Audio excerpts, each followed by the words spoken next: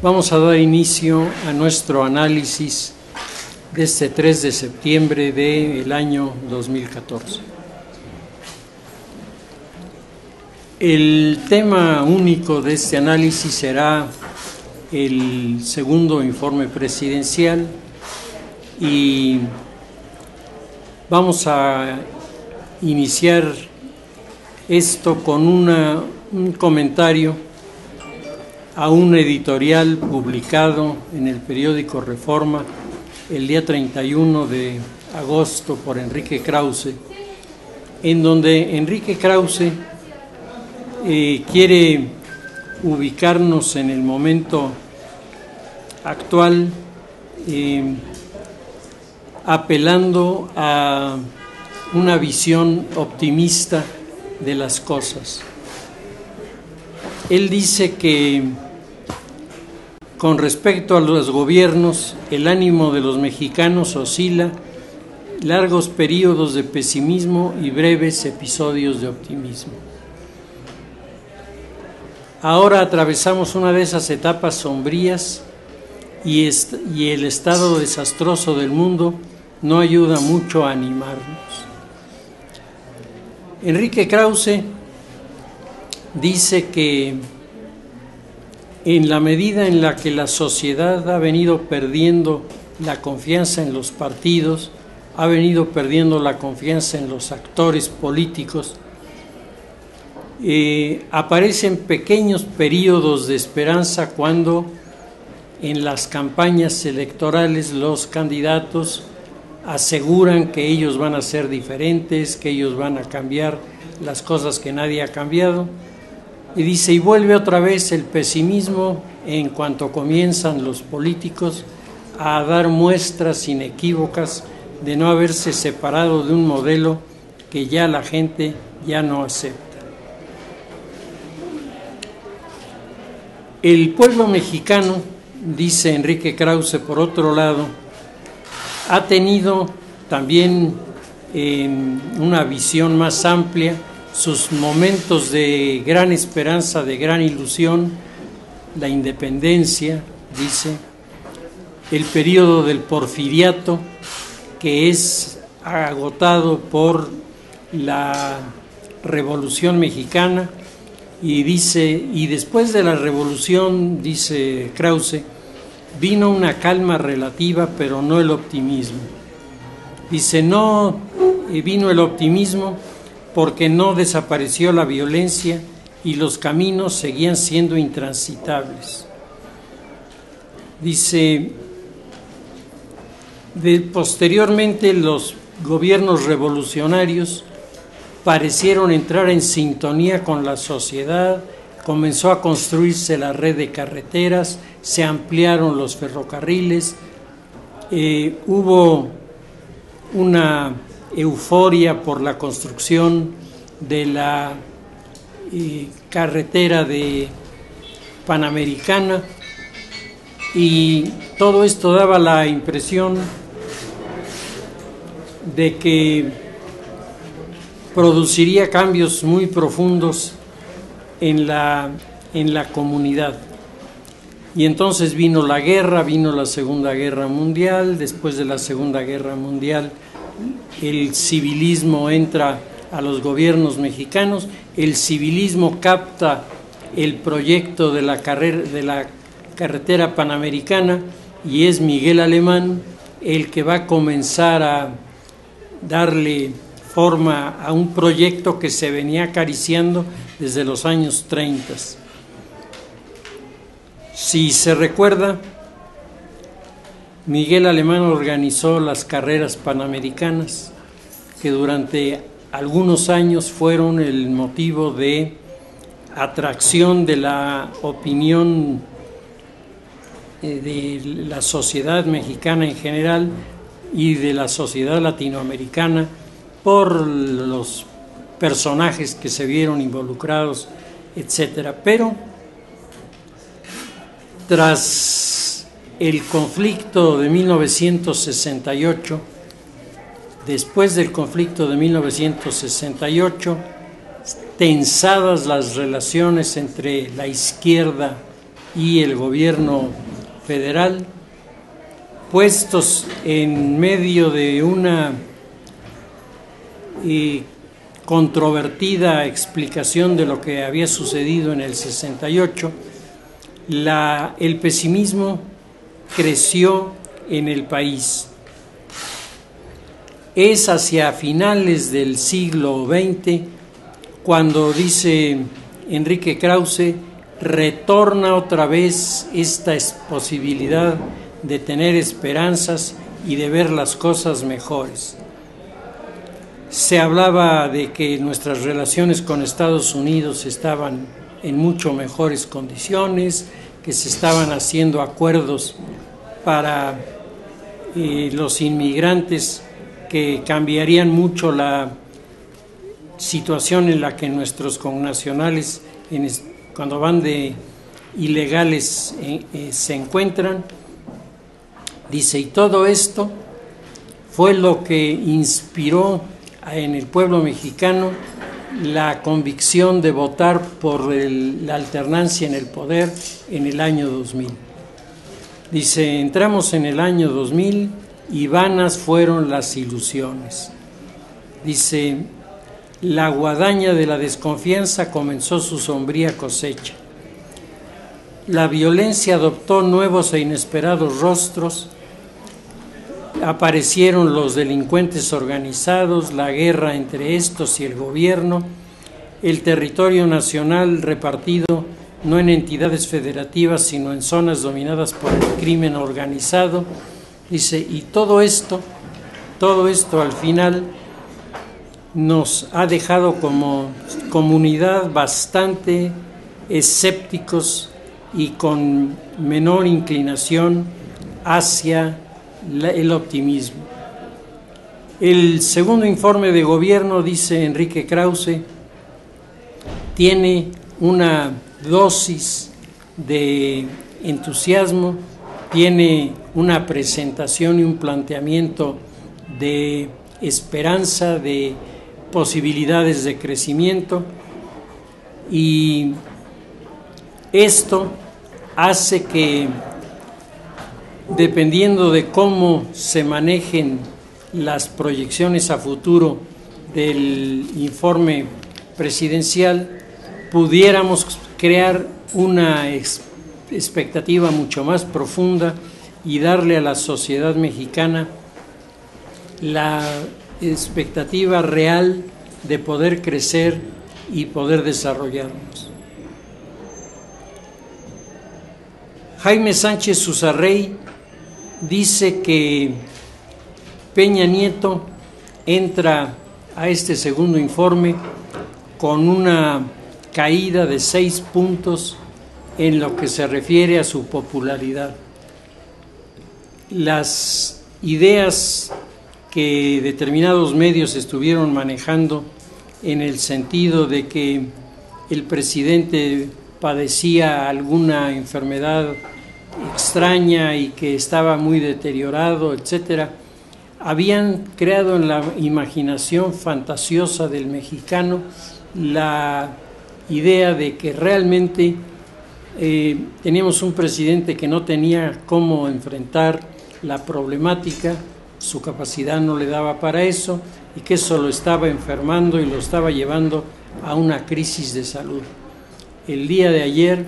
yo creo que esto quedó absolutamente eliminado. De tonto el señor no tiene un pelo y su salud se veía bastante tranquilo, con una comunicación fácil y cálida con la gente, independientemente de que también es cierto que tenía un auditorio a modo, que tenía un auditorio blandito, que no le gritó, que no le protestó, también esto es cierto, pero aún en estas circunstancias me parece que el actuar del presidente el día de ayer, su forma de manifestarse, sus explicaciones, todo esto le dejó delante de la comunidad en una situación diferente de la que había marcado la encuestadora Pew Research Center,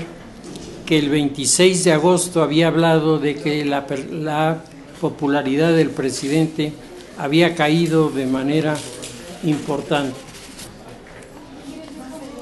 El presidente Peña Nieto, dice Jaime Sánchez Susarrey, tenía la necesidad de darle a su informe un orden de jerarquía de importancia, en la importancia,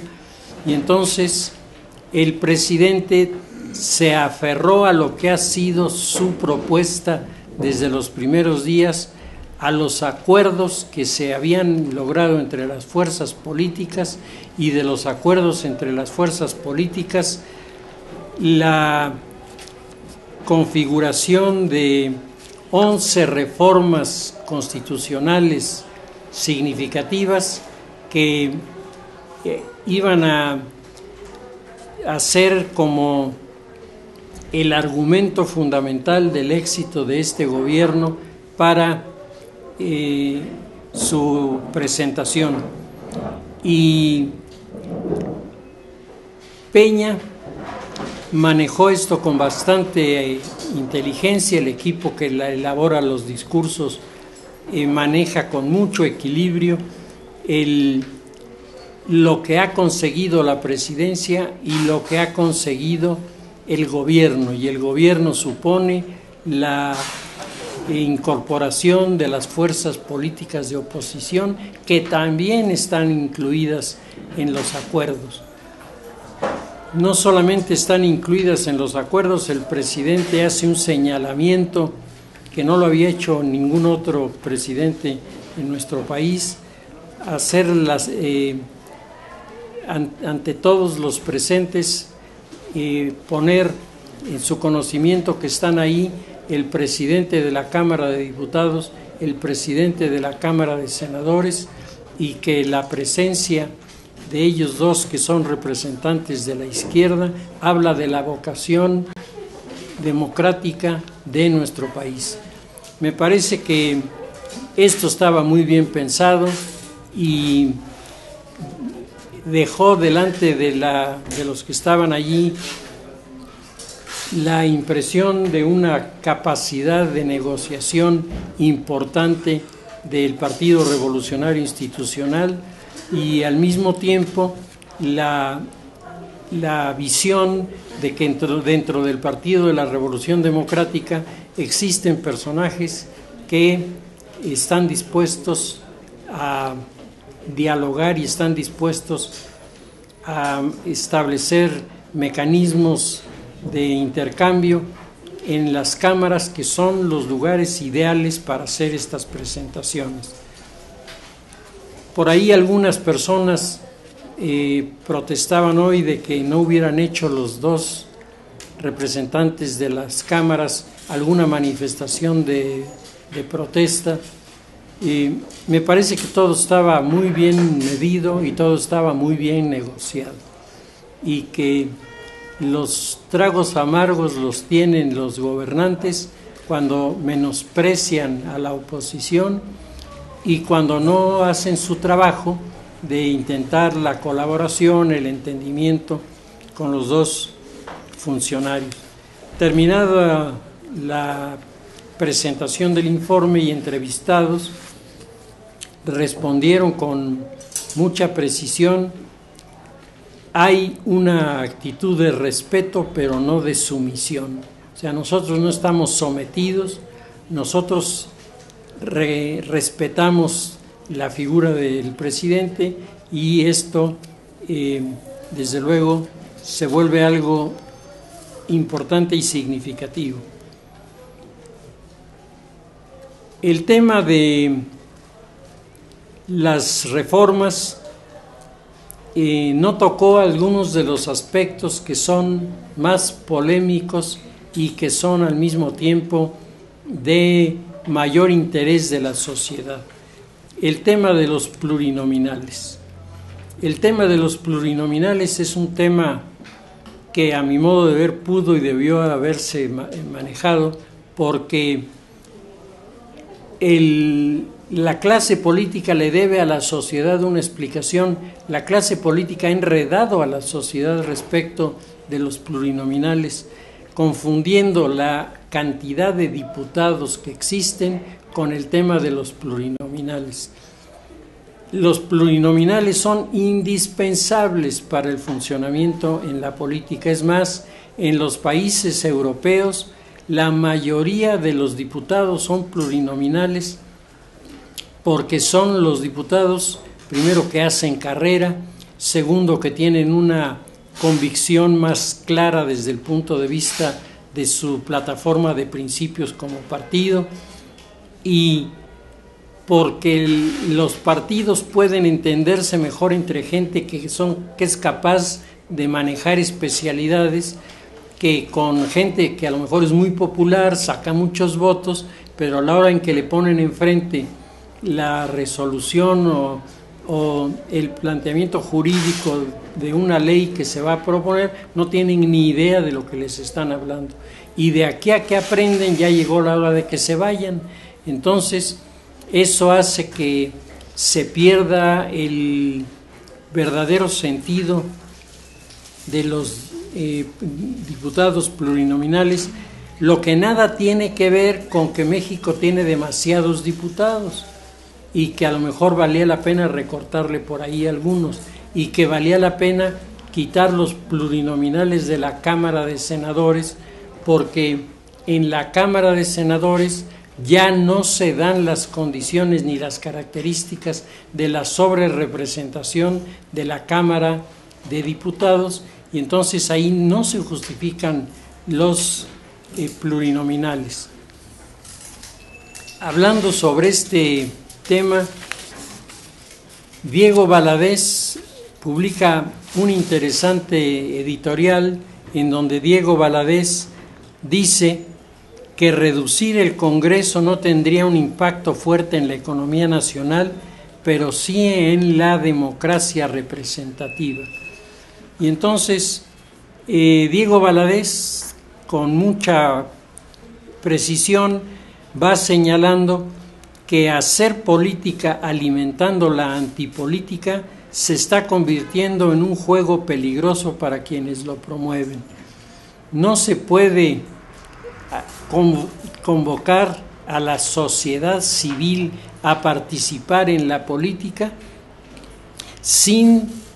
hacer una defensa de la democracia, del Estado de Derecho, de las formas de participación de la comunidad, porque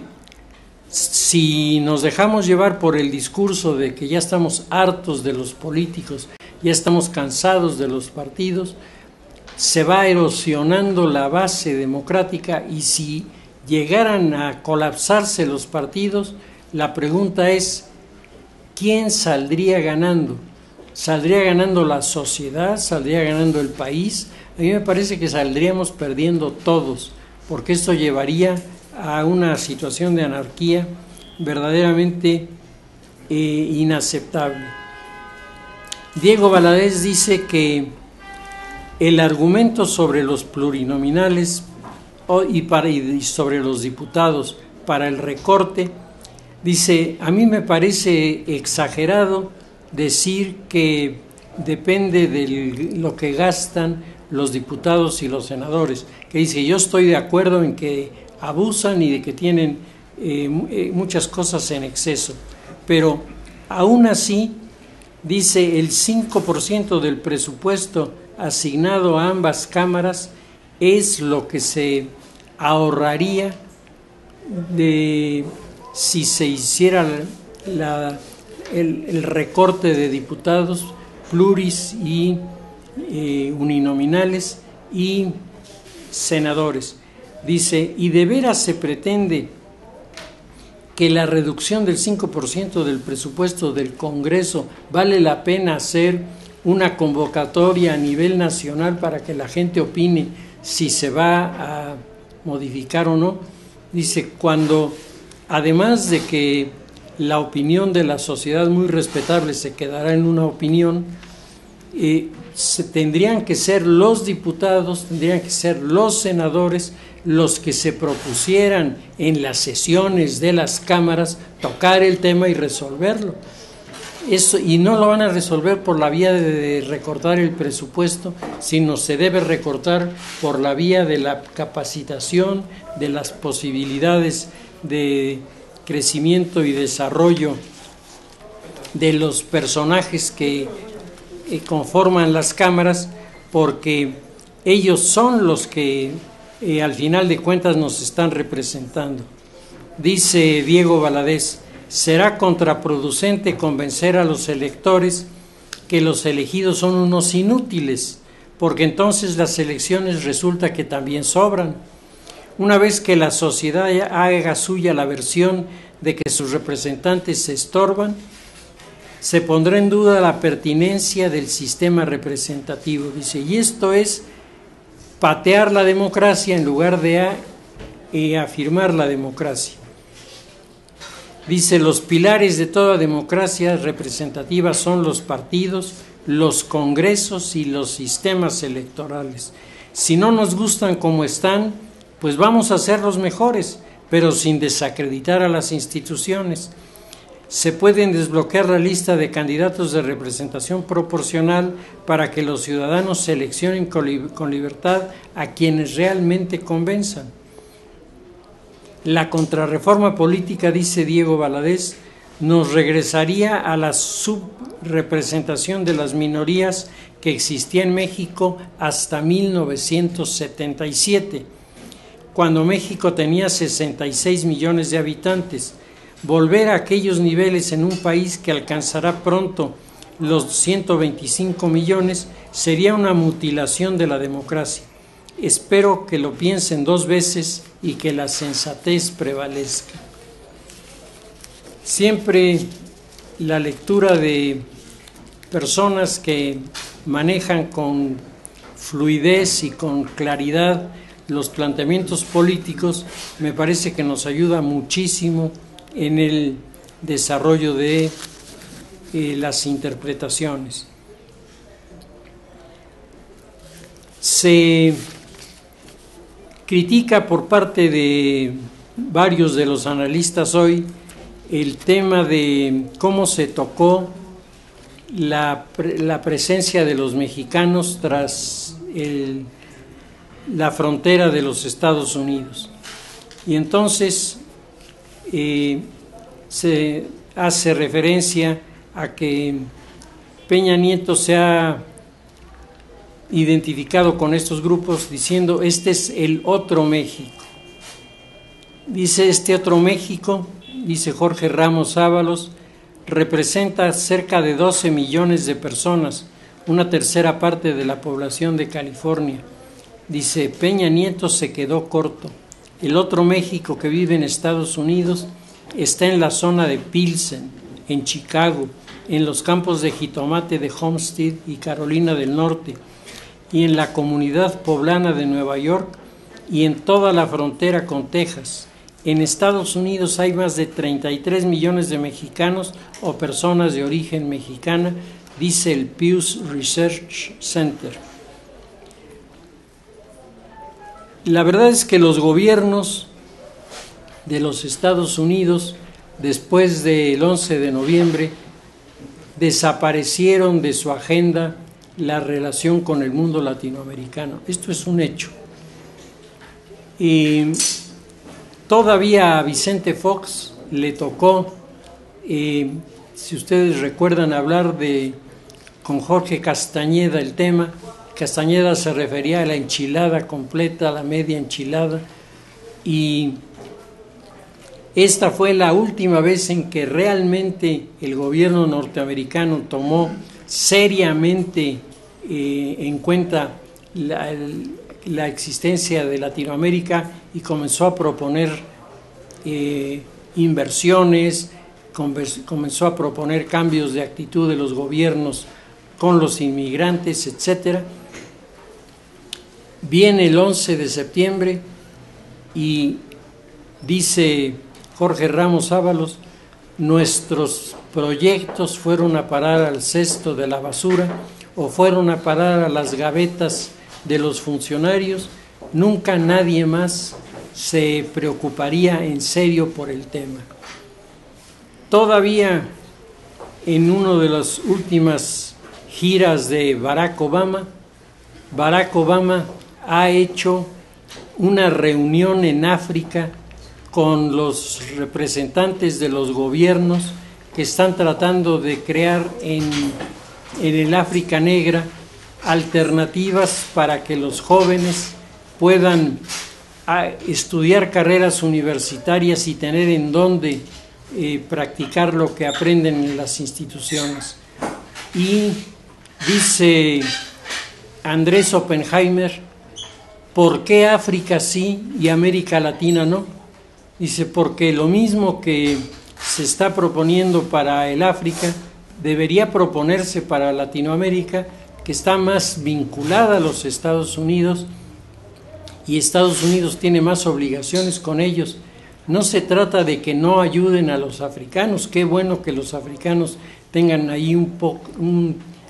punto de apoyo frente a tantos problemas que tienen, pero Barack Obama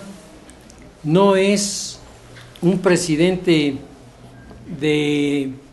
alguno de los países europeos vinculados al África, sino es el presidente de los Estados Unidos, cuyo papel en los últimos años se ha ido desvaneciendo, y en este momento resultaría importante que surgiera como una potencia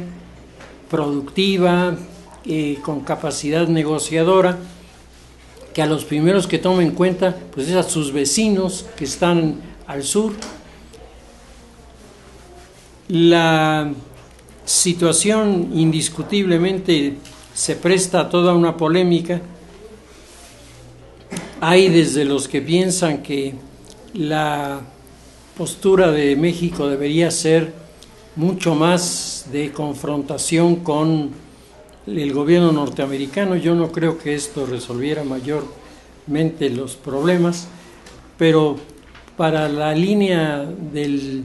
tradicionalismo nacionalista, en la versión más radical, pues el mexicano, en la medida en la que oye hablar de los Estados Unidos, debe buscar bandera en qué envolverse y azotea de qué tirarse, porque todo lo que viene de allá es malo. Entonces, esta visión que tienen algunos, dice Jorge Ramos Ábalos, no ayuda. Lo que ayudaría es realmente crear canales de comunicación con la población que está en Estados Unidos de origen mexicano, y que el problema más grave que está presentando es una cada vez más importante corriente de mexicanos en Estados Unidos que se desentienden de sus familias, se desentienden de sus poblaciones de las que salieron, se desentienden de México y forman incluso familias nuevas allá, se integran o se insertan en la sociedad norteamericana y luego ya no quieren saber absolutamente nada de nuestro país. El tema de los inmigrantes es un tema que ha sido planteado varias veces por los gobiernos mexicanos y no ha sido sostenido por el gobierno de los Estados Unidos, que piensa que sus prioridades en este momento apuntan en otro sentido. La siguiente reflexión sobre el informe, me parece que René Delgado dice que el segundo informe de gobierno tiene varias características que tradicionalmente se van sumando para que los presidentes vayan consolidando su personalidad. hace referencia al libro de Daniel Cosío Villegas sobre el sistema político mexicano, donde Daniel Cosío Villegas dice que el presidente entre el primero y segundo año lo que está haciendo es estableciendo acuerdos con los grupos que han gobernado para que lo dejen gobernar, está poniendo las condiciones a la oposición para que pueda participar, pero no se vuelva un estorbo para lo que va a proponer el partido en el poder. Es decir, el presidente los 2 primeros años de su gobierno va adquiriendo poco a poco el poder, aunque teóricamente la banda presidencial le daría la autoridad plena. La experiencia histórica nos enseña que los presidentes se van consolidando con los informes presidenciales, y al terminar el segundo informe presidencial, dice Daniel Cosío Villegas, el presidente por primera vez va a aparecer ante la comunidad de los ciudadanos con todas sus características, porque en ese momento está tomando la estafeta del poder, se está olvidando de los que estuvieron antes, y a partir de ese momento hasta el 5º año de gobierno, solo la figura del presidente es la que en el viejo sistema presidencialista era la que contaba. Hoy, si no es la única que cuenta,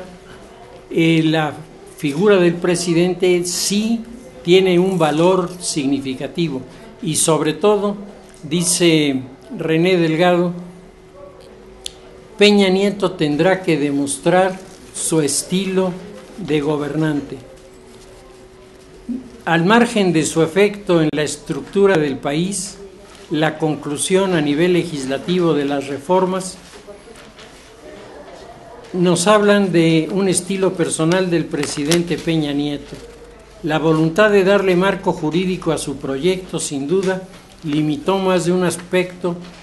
lo que en el historiador Daniel Cosío Villegas se definía como el estilo personal de gobernar. El jefe del Ejecutivo se guardó al respaldo de la oposición, y es evidente que muchos asuntos graves que involucraron al panismo y al perredismo se dejaron pasar en el ánimo de no romper la armonía que exigía el pacto del presidente. Pues el presidente no solamente tiene su pacto, el presidente tiene 11 reformas constitucionales en la mano. 11 reformas constitucionales a las que les falta lo más importante, aplicarlas para que la sociedad, que decíamos está en una actitud más que escéptica, comience a reconocer que lo que se le está diciendo en el informe se traduce en los hechos de la realidad. Los partidos políticos de oposición adoptan la actitud de reclamar una parte del contenido de las reformas y proponer algunas alternativas para tener una reforma política y una reforma energética, etcétera, que vayan más a tono con lo que el país necesita. Entonces, el Partido de la Revolución Democrática, que es el que tiene la actitud más negativa, dice primero que los documentos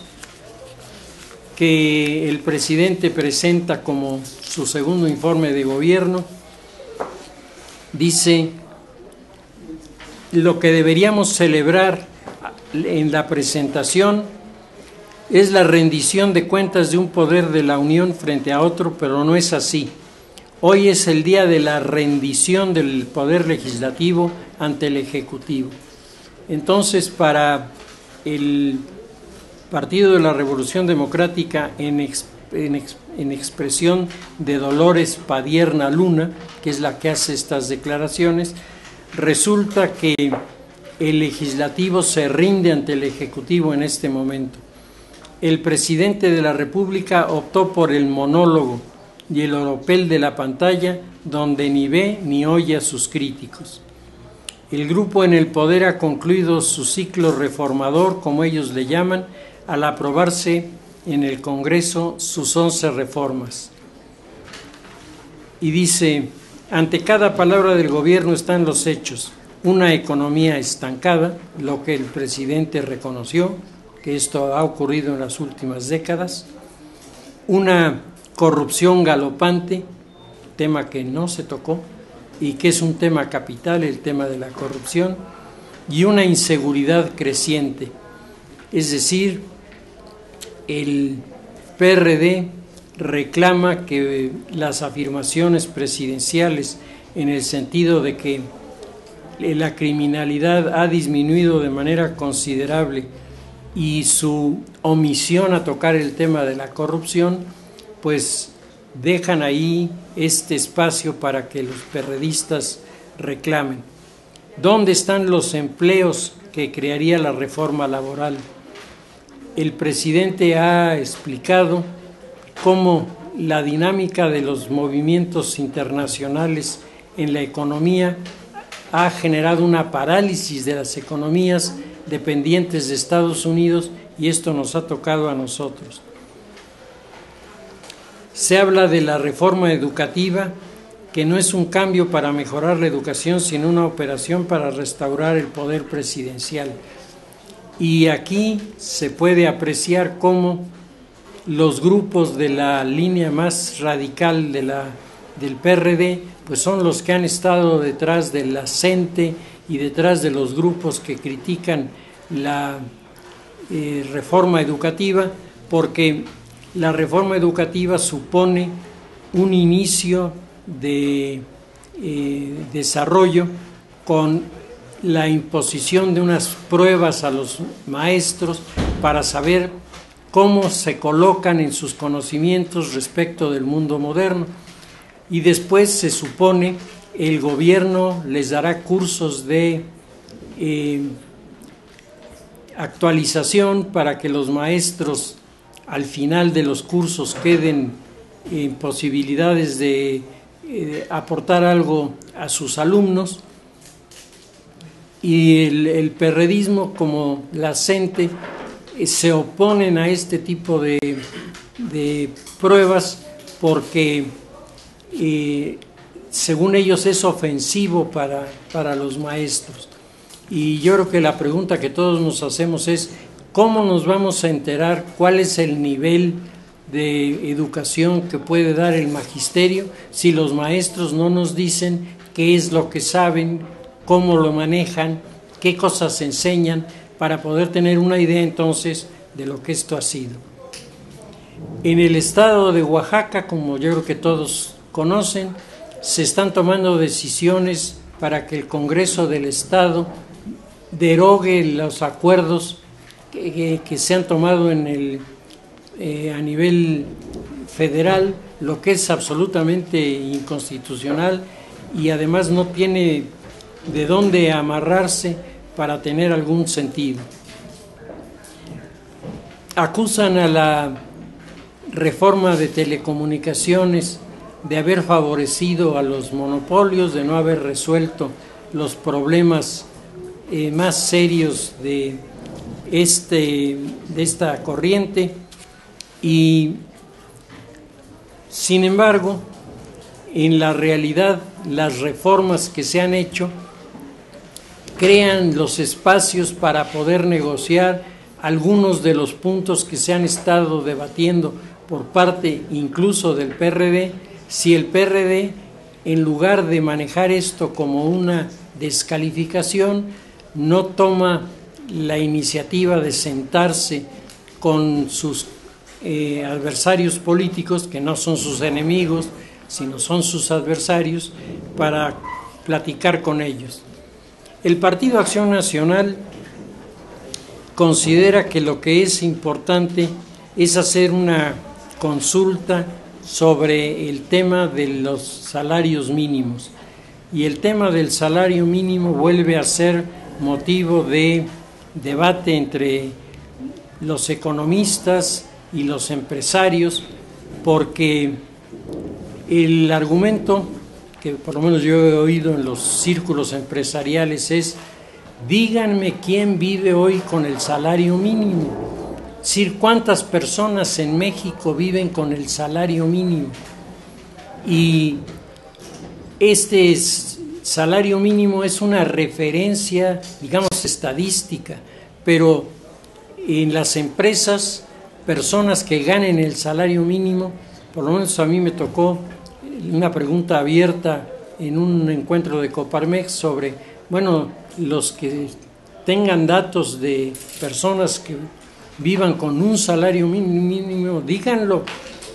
Y la mayoría de las personas que está protestando no gana un salario mínimo, gana varios salarios mínimos. Y ahí lo que está planteando el Partido Acción Nacional, sería importante que la sociedad expresara qué es lo que entiende por salario mínimo, porque, es decir, cuál sería la cantidad que la sociedad aceptaría como un salario mínimo para tenerlo como referencia. Esto se supone que las cámaras son las que tienen que hacer estas precisiones, pero Acción Nacional dice: ¿por qué no le consultamos a la gente y oímos lo que la gente piensa? ¿Qué cree la gente que es el salario mínimo y cuánto le asignaría al salario mínimo desde su punto de vista para resolver los problemas de una familia? El escenario del Partido Acción Nacional apunta también en señalar que hace falta abordar el tema de la corrupción, porque el tema de la corrupción ha golpeado a varios de los gobernadores y les ha dejado en evidencia, creándose así delante de la sociedad una imagen de encubrimiento de parte del gobierno federal, que a sabiendas de que en determinados estados ha habido malos manejos que han llegado hasta el escándalo. El caso de los Moreira, por ejemplo, yo creo que se ha vuelto ejemplar, y como ellos varios más que han tenido o malas administraciones o inversiones equivocadas de los recursos, pero al final de cuentas lo que han dejado sobre la mesa no es la mejor imagen de un partido político, la mejor imagen de un diputado, la mejor imagen de un presidente municipal. Por el contrario, estamos teniendo toda una serie de incertidumbres respecto de cómo se manejan los recursos, porque la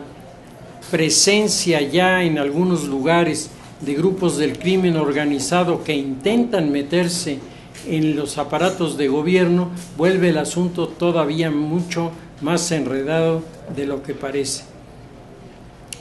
El presidente, en su discurso del segundo informe de gobierno, un discurso muy bien hecho, muy bien preparado, tiene gente muy calificada en lo que se refiere al tema de redacción, y los enfoques que el presidente manejó con su lenguaje, con su actitud, con el tono de su voz, provocaron varios aplausos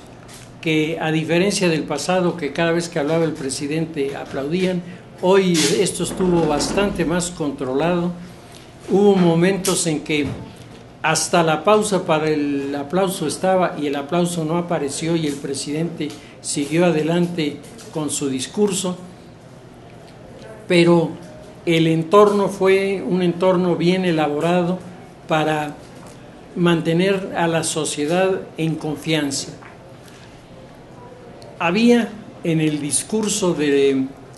Peña Nieto dos temas capitales que eran las cerezas del pastel. El primero, el anuncio de la construcción del Aeropuerto Internacional de la Ciudad de México. Esto que durante tantos años se ha venido discutiendo, pues ahora el presidente pudo anunciarlo sin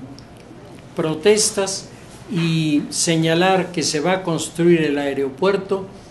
a un lado de lo que es el aeropuerto de la Ciudad de México hoy, que va a ser una construcción supermoderna. Para eso convoca a 2 personas que son arquitectos a diseñar para hacer el diseño del aeropuerto, y habla de que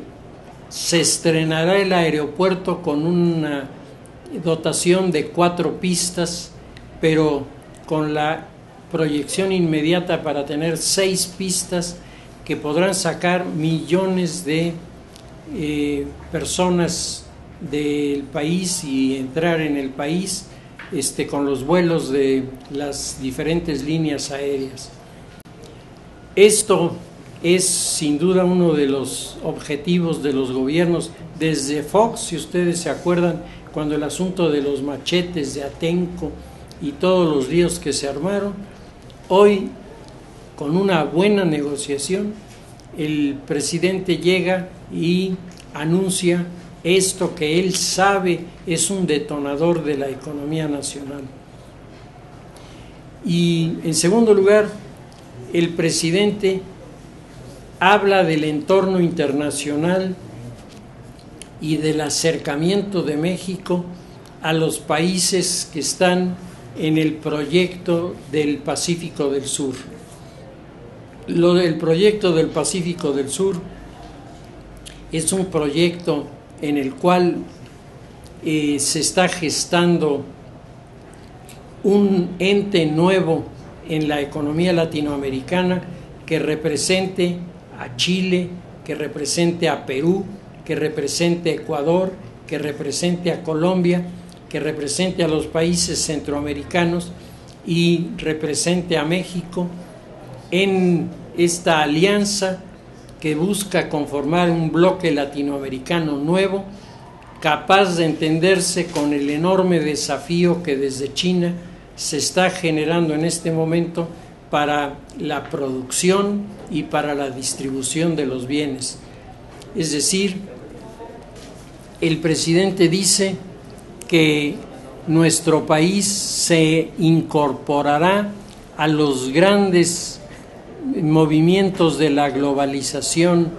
en la comercialización y en la industrialización, y esto, dice el presidente, es un reto monumental a la sociedad mexicana. No solo es un reto muy importante al presidente y a su equipo de gobierno, es un reto muy importante a las universidades, es un reto muy importante al sector privado, es un reto muy importante a los productores del campo, porque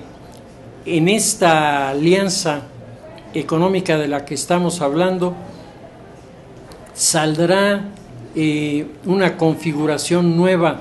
de la economía a nivel nacional, a nivel internacional y a nivel nacional,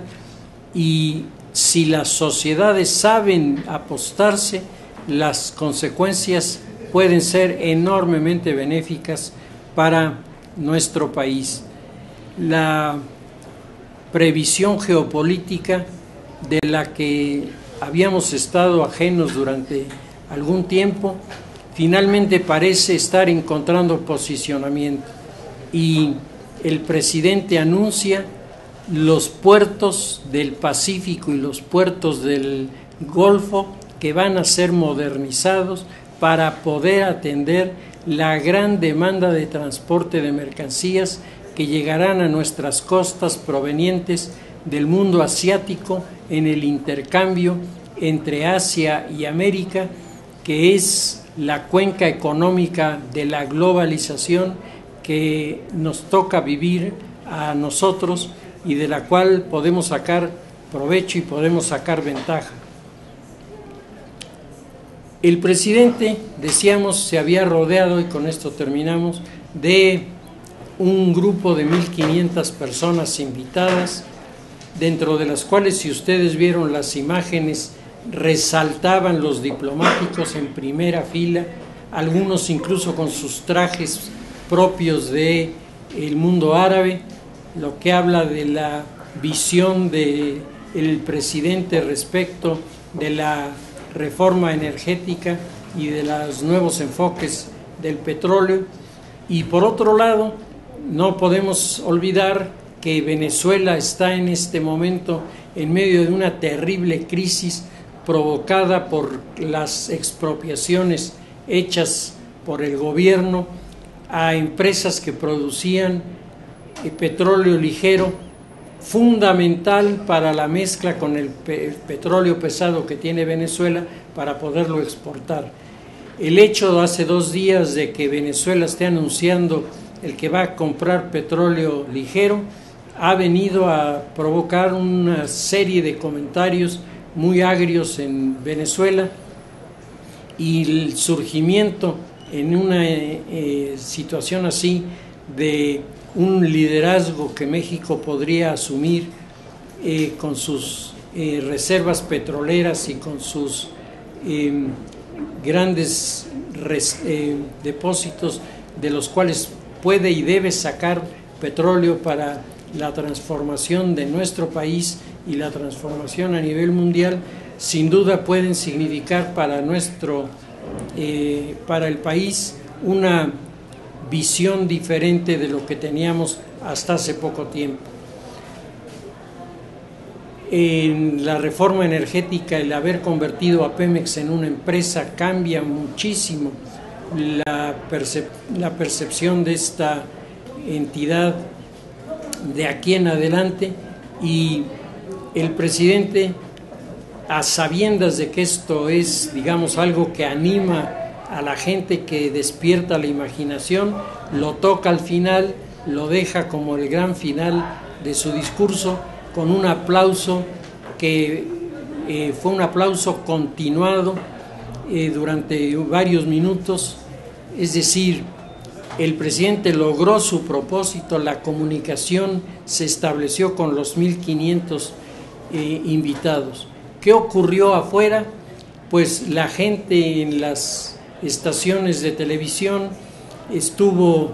enviando mensajes, las redes sociales se activaron, hubo críticas al presidente por no haber tocado los temas delicados, hubo felicitaciones porque el panorama que se presentó no fue de desastre y de desolación, y al final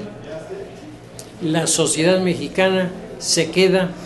siguiendo la reflexión que habíamos manejado al principio, con una esperanza que está pensando que ahora sí va en serio y que ahora sí pueden provocarse los cambios que hacen falta para que nuestro país salga hacia adelante. El presidente ha hecho su tarea, ha cumplido entregando el documento. Hay muchas cosas que discutir y debatir, y ahora son las fuerzas políticas a través de las cámaras las que asumirán la responsabilidad de que esto no se quede solo en palabras y que se traduzca, como el presidente ofreció, en una serie de decisiones que cambiarán la historia de México en el futuro. Pues con eso terminamos nuestro análisis del segundo informe del presidente Enrique Peña Nieto.